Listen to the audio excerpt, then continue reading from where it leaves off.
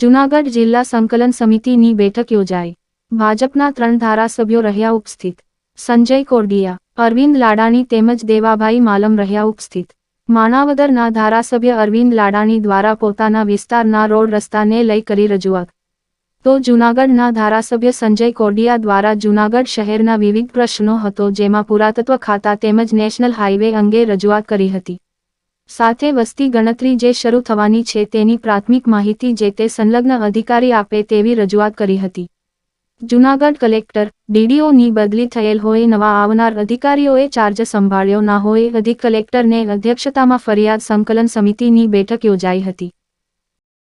ફરિયાદ સંકલન સમિતિની જે બેઠક મળી હતી એમાં અમો 3 ધારાસભ્યો દેવાભાઈ, સંજયભાઈ અને હું ઉપસ્થિત રહ્યા હતા. મારા અને સંજયભાઈના પ્રશ્નો જે પડતર હતા અને ચાલુ હતા બધાયનો સારી રીતે સંકલનથી નિરાકરણ કરેલ છે. ખાસ કરીને કેવા પ્રશ્નો?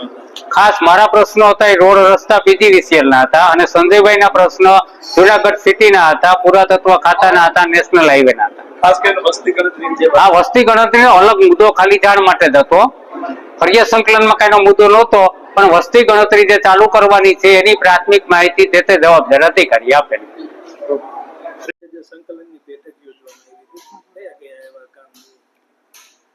જી આજની જે સંકલનની બેઠક હતી એમાં કુલ અમારા નવા 16 પ્રશ્નો હતા અને જૂના 25 પ્રશ્નો હતા. એ બાબતે ચર્ચા થઈ હતી.